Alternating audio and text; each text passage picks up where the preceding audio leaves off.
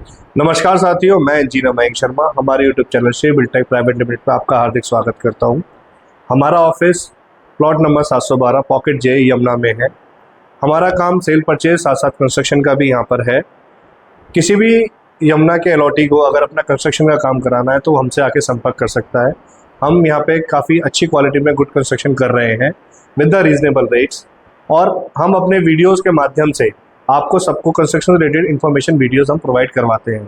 किसी को अगर कुछ भी क्वेरी होती है कंस्ट्रक्शन से रिगार्डिंग कि किस तरीके से कंस्ट्रक्शन होना चाहिए, क्या क्वालिटी ऑफ वर्क होना चाहिए, किस तरीके से हम रीजनेबल रेट्स में कंस्ट्रक्शन करवा सकते हैं, तो वो हमसे संपर्क कर सकते हैं फ़ोन नंबर द्वारा भी और हमारे ऑफिस में विजिट करके भी। जैसा कि साथियों, हम अपने लास्ट वीडियो में भी आपको काफ़ी इन्फॉर्मेशन दे चुके हैं जिसमें हमें काफ़ी अच्छा रिस्पॉन्स मिला है अपने सब्सक्राइबर से, अपने यूट्यूब व्यूअर से। तो उसी वीडियो को हम आगे कंटिन्यू कर रहे हैं जिसमें हम आपको आगे की इन्फॉर्मेशन प्रोवाइड करेंगे। लास्ट वीडियो में हमने आपको बताया था कि हम डीपीसी के बारे में, फाउंडेशन के बारे में, और डीपीसी किस लेवल पे होनी चाहिए, प्लिंथ बीम का क्या होना चाहिए। लोगों को बहुत कन्फ्यूजन रहती है कि कॉलम बेस्ड स्ट्रक्चर होना चाहिए या सिर्फ नॉर्मल डीपीसी स्ट्रक्चर होना चाहिए। तो उसके बारे में हमने आपको लास्ट टाइम वीडियो में इन्फॉर्मेशन दी थी। उसी वीडियो को हम अब आगे कंटिन्यू कर रहे हैं डीपीसी और प्लिंथ बीम के ऊपर के ब्रिकवर्क और कॉलम स्ट्रक्चर के रिगार्डिंग। तो हम अभी मैं आपको इन्फॉर्मेशन देता हूं कि डीपीसी के ऊपर कि किस टाइप का ब्रिकवर्क रहना चाहिए, या प्लिंथ बीम के ऊपर क्या कॉलम के साइजेस रहने चाहिए, किस टाइप का ब्रिकवर्क होना चाहिए, 4.5 इंच का होना चाहिए, 9 इंच का होना चाहिए, कौन सी वॉल लोड बियरिंग्स होती हैं, कौन सी वॉल कम लोड बियरिंग वॉल्स होती हैं, स्लैब डिज़ाइंस, वो सब चीज़ें होती हैं। हम आपको अपनी साइटों पे लेके चलेंगे जहाँ पे हम आपको दिखाएंगे कि डीपीसी के ऊपर किस टाइप से ब्रिकवर्क होता है और उसमें किस तरीके से मसाला लगना चाहिए, या आपको कैसे कैसे ब्रिकवर्क कराना चाहिए, कॉन्ट्रैक्टर को आपको क्या क्या इन्फॉर्मेशन देनी चाहिए, वो सब चीज़ें हम आपको आगे की वीडियो में दिखाते हैं। तो आइए साथियों, मैं आपको अपनी एक अंडर कंस्ट्रक्शन साइट पे लेके चलता हूँ। जैसा कि आप मेरे पीछे देख पा रहे हैं कि अंडर कंस्ट्रक्शन साइट है जो कि 3 to 4 डेज़ के अंदर हम स्लैब लेवल पे आने वाले हैं, और दिवाली से पहले पहले हम इसका स्लैब कास्टिंग भी कंप्लीट कर देंगे। तो ये जो हमारा प्लॉट है ये 2C पॉकेट में है, 353 नंबर। तो मैं आपको दिखाता हूँ हम किस टाइप का मटेरियल यूज़ करते हैं यहाँ पर। तो आप देख सकते हैं कि हमारी ये बाबा की सेकेंड क्वालिटी की ब्रिक्स हैं जो कि आप देख पा रहे हैं, जो कि एक सेकंड क्वालिटी में माना जाता है। फर्स्ट क्वालिटी थोड़ा सा डाउन, वो एज़ पर द रेट के अकॉर्डिंग है। और जो आप पीछे टैंकर भी देख पा रहे हैं जो प्रॉपर क्यूरिंग के लिए इस्तेमाल होता है, चाहे वो ब्रिक्स की हो, चाहे आपकी वॉल कंड्यूटी वॉल की हो। ये आप डस्ट देख सकते हैं, ये वाइट कलर का डस्ट है सुपीरियर क्वालिटी का।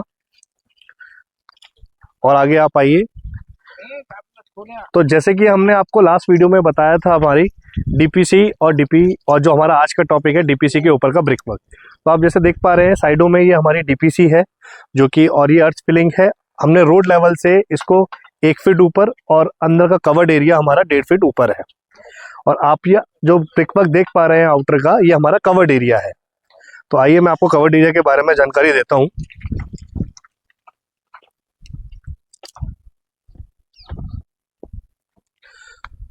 जो कि आज का हमारा टॉपिक है कि वॉल्स हमारे कितने इंचेस की होनी चाहिए, या फिर जो कॉलम स्ट्रक्चर होता है वो कॉलम स्ट्रक्चर किस तरीके से होना चाहिए।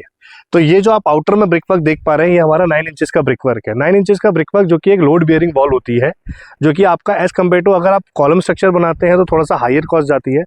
जो हमारे साथी एक रीजनेबल रेट में काम करवाना चाहते हैं वो विदाउट कॉलम स्ट्रक्चर भी करवा सकते हैं। जब आप पुराने ज़माने में जाते हैं तो पुराने ज़माने में कॉलम इतना नहीं हुआ करते थे, लोग अपना ब्रिकवर्क पे ही घर बनाया करते थे।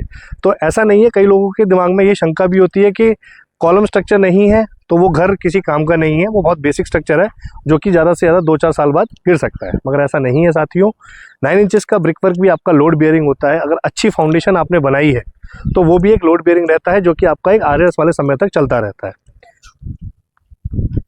ये हमारा 9 इंचेस का ब्रिकवर्क है पूरा आउटर एरिया में, जो आपके कवर्ड एरिया को कंप्लीट करता है। इसमें हम जो मटेरियल जो हमारा मटेरियल रहता है जिसको स्टोन डस्ट विद सीमेंट, वो हमारा 1:6 का रहता है। इंटरनल पार्टीशंस इसके 4 इंच के रहते हैं, जो कि जिसमें हमारा मटेरियल जो कंजम्पशन होता है वो 1/4 का होता है विद द प्रॉपर जॉइंट्स। आप देख पा रहे हैं कई लोग क्या करते हैं कि इनमें प्रॉपर मसाला नहीं लगाते हैं, जिससे ये गिरने के और हिलने के चांसेस रहते हैं। प्रॉपर थिकनेस के संग मटेरियल लगा हुआ है, प्रॉपर जॉइंट्स फिल हो रखे हैं, आप ये नीचे से ऊपर तक पूरा देख सकते हैं। और सेम एज इट इज़ हमारा 9 इंचेस में भी है। जो कि पूरा का पूरा मसाला अगर लगा होता है तो ही आपका एक स्ट्रक्चर बिल्डअप बढ़िया बन पाता है। अगर आप इनमें गैप्स रखेंगे, चीज़ें मसाला प्रॉपर नहीं होगा तो वो बिल्डिंग ज़्यादा टाइम तक नहीं टिक सकती। और same as for the column structure, column structure में हमारे आउटर में कॉलम होते हैं, जो हमारे चारों तरफ कॉलम रहेंगे, उसमें हम अपना जो वॉल्स होती हैं उसमें हम 4.5 इंच की भी ले सकते हैं, जिसे हम एक सुपर स्ट्रक्चर कहते हैं। तो बेसिकली ये डिफरेंस है आपका 9 इंचेस ब्रिक वर्क में और कॉलम बेस्ड स्ट्रक्चर में। तो चलिए अब मैं आपको इसका एक डिज़ाइन बताता हूँ कि हमने इसका डिज़ाइन किस प्रकार किया है। जैसे कि आपने एंट्री करी, ये एंट्री करके ये एक पूरा का पूरा डाइनिंग आप एंट्री करेंगे यहाँ से। एंट्री करने के बाद ये आपका आउटर में हो गया एक 9 इंचेस का ब्रिक वर्क। ये आपका लेफ्ट हैंड साइड में किचन एरिया है ओपन, जो as per the modular kitchen जो हम बनाते हैं। ये आपका drawing area, drawing cum dining. उसके बाद हमारा बेडरूम 1 जो अटैच टॉयलेट के साथ है बैक साइड में।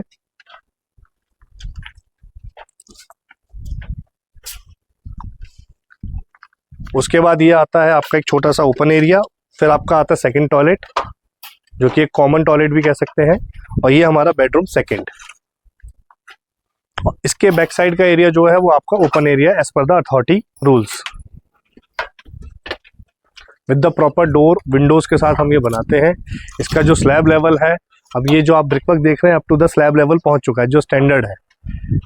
इसका स्लैब कास्टिंग हम आने वाले 3 to 4 डेज के अंदर कंप्लीट करेंगे। उसकी भी हम आपको एक वीडियो बना के शेयर करेंगे, किस तरीके से उसकी शटरिंग होती है, शटरिंग में किस तरीके का मटेरियल यूज़ होता है, और उसका स्टील डिज़ाइन और स्लैब कास्टिंग की हम आगे वीडियो शेयर करेंगे। तो साथियों, जैसे कि मैंने आपको अपनी वीडियो में बताया कि किस तरीके से कंस्ट्रक्शन क्वालिटी है, क्या डीपीसी है, डीपीसी के ऊपर का ब्रिकवर्क जो हमने आज का टॉपिक कवर किया है। तो साथियों, सबसे मेरा अनुरोध है कि आप कोई भी अपना कंस्ट्रक्शन कराना चाहते हैं यमुना में, तो आप हमसे नीचे दिए गए संपर्क पे नंबर पे संपर्क कर सकते हैं, या फिर हमारे ऑफिस पे विजिट कर सकते हैं। या फिर अगर आपने अपना कंस्ट्रक्शन किसी को दे भी दिया है, उसके रिगार्डिंग भी आपकी कोई प्रॉब्लम है या कुछ क्वेरीज हैं, तो उसके लिए भी आप हमसे संपर्क कर सकते हैं, जो कि जिससे आपको पता चलेगा क्या क्वालिटी है, क्या होना चाहिए, क्या नहीं, कुछ गलत हो रहा है या सही है, उसके लिए भी आप हमसे संपर्क कर सकते हैं।